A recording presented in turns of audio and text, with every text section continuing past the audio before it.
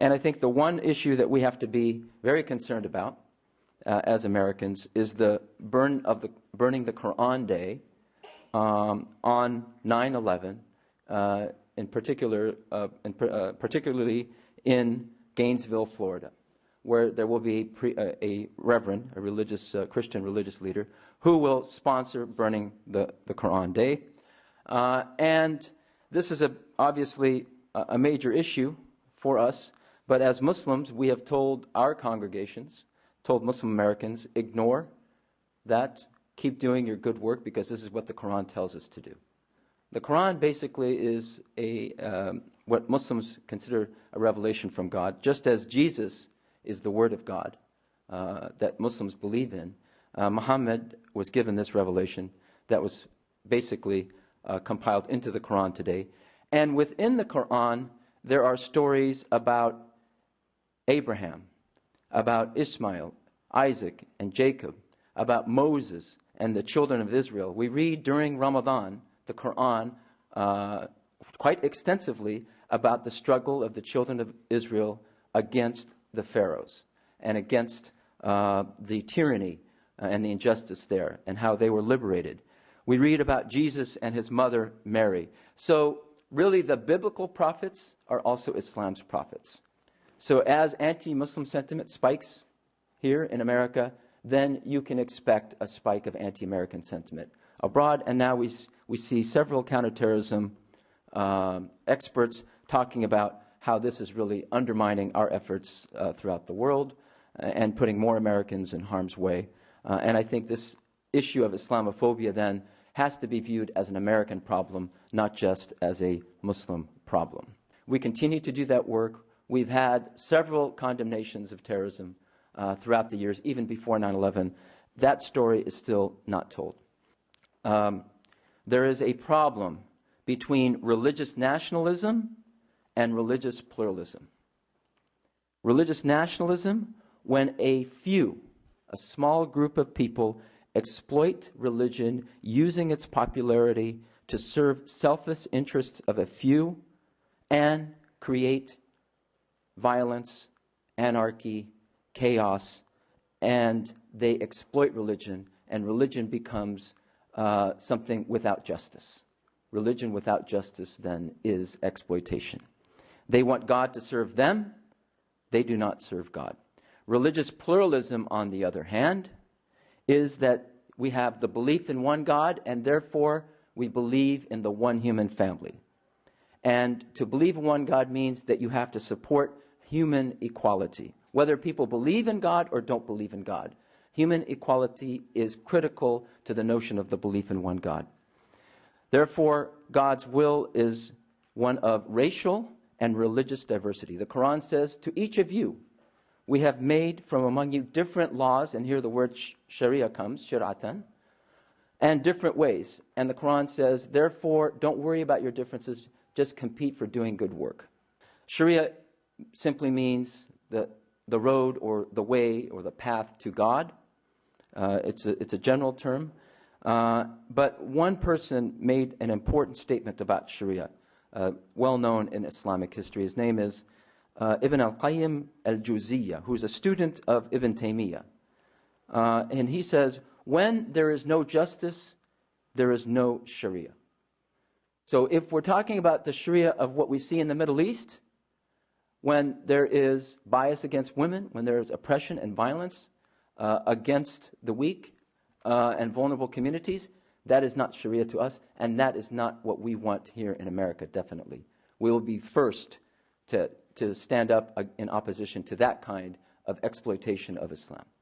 And another great scholar says, where there is no security, there's no Islam. Where there is security, that is where Islam is. And therefore, America to us is the best place for Muslims, and we will work to preserve our constitutional rights for all Americans. Let's have an honest and healthy discussion in a country which believes in the process of law, in a country of laws and a country of due process. This is what protects all of us. It's not just about an Islamic minority or a Muslim minority.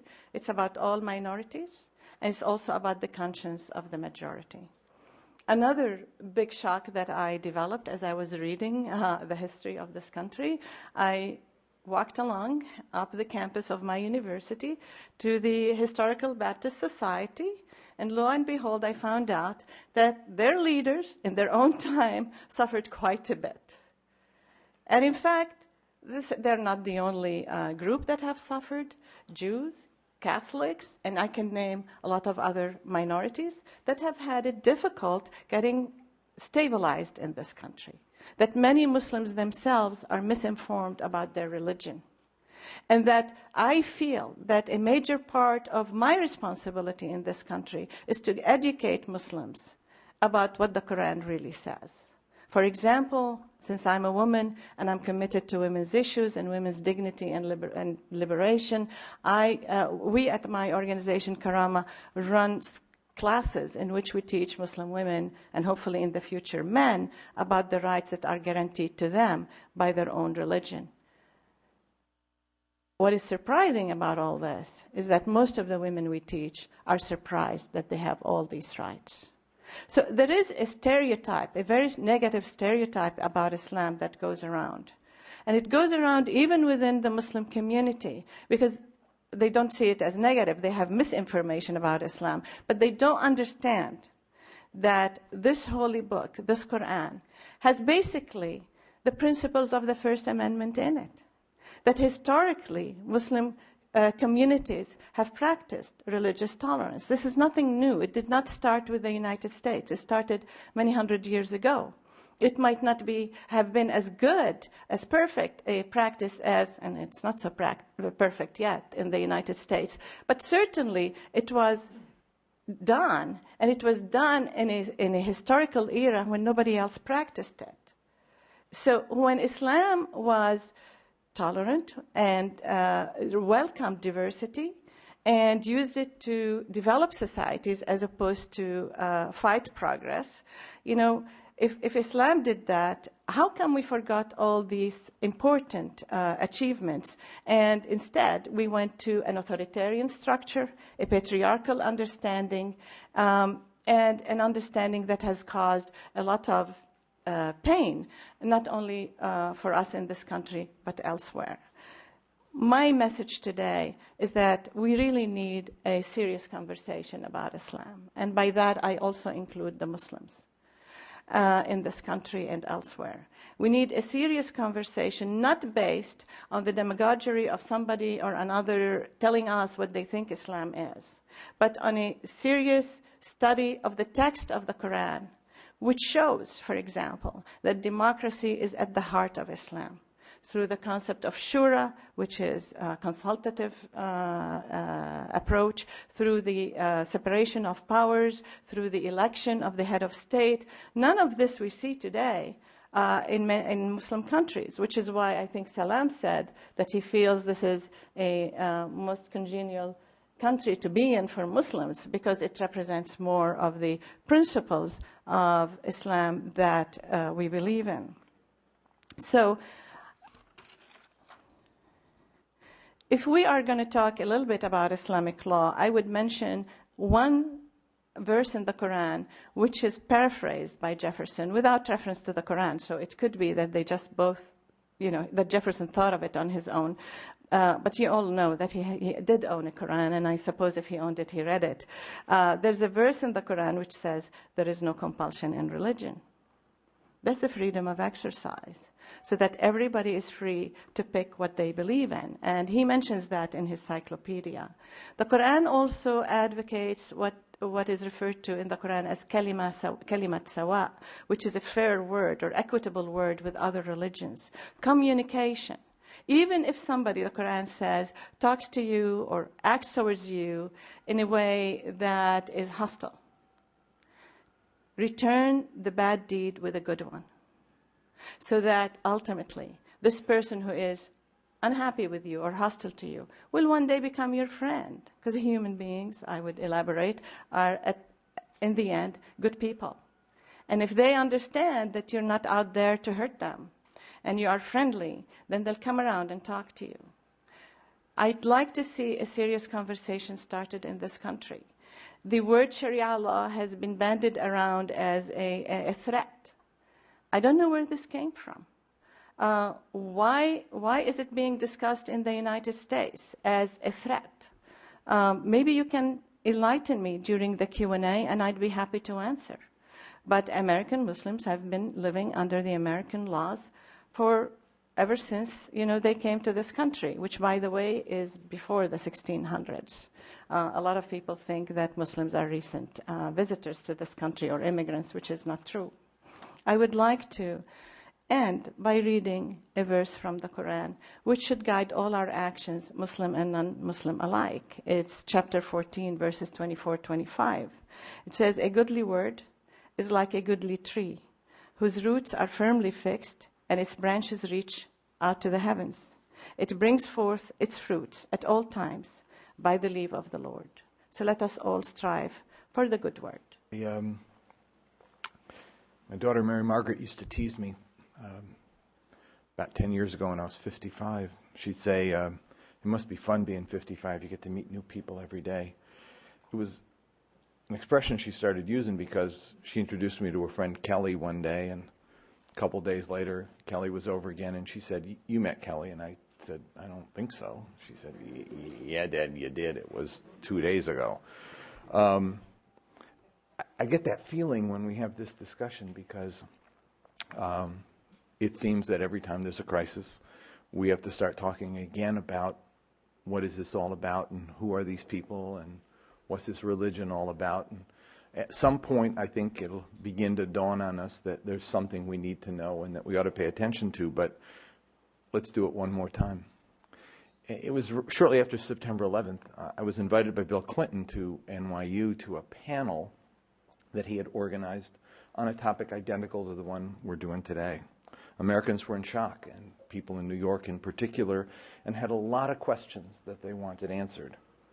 We recognized the importance of dealing that, and so what we did with this panel was begin to talk about who Muslim Americans were. What I did before I went to the session is I called a lot of friends to get some anecdotes and sort of poured over my mind in the 30 years I've been doing this work, and got a doctorate in Islamic studies, and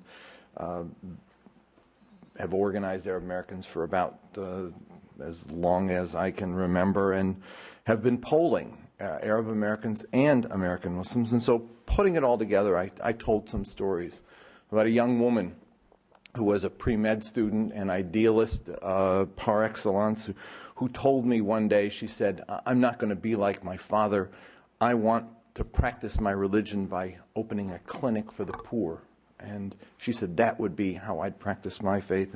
And there were so many other stories of people who reminded me so much of my own background and of the background, I'm sure, of so many of you here. And that is, people who, like us, are Americans, who have pride in their faith, pride in their heritage, who share the American dream and who want to succeed, and who value the values of America. And like I said, that comes through in the polling that we've done. What we learn is, for example, that the values of Muslims in America track closely the values of other ethnic Americans, in particular Catholics. Like Catholics, they lean progressive on a number of fiscal issues, like, for example, supporting health care or strengthening Social Security or school funding or funding to clean the environment. But then they lean conservative on social issues, like family values or abortion or tough on crime or, and this might be interesting to you, tough on laws that would fight terrorism. The income of Muslim Americans is slightly higher than the average, the national average. And mosque attendance is actually about the same as church attendance. This is what we know. And this is the story that we told after 9/11, and it's the story that we tell again today. President Bush got it completely right. The problem is not Islam. The problem are people who have used Islam to commit violent acts against our country and our people. But what happened after 9/11, when we were all asking these questions, is that a cottage industry of those who actually had an axe to grind against the religion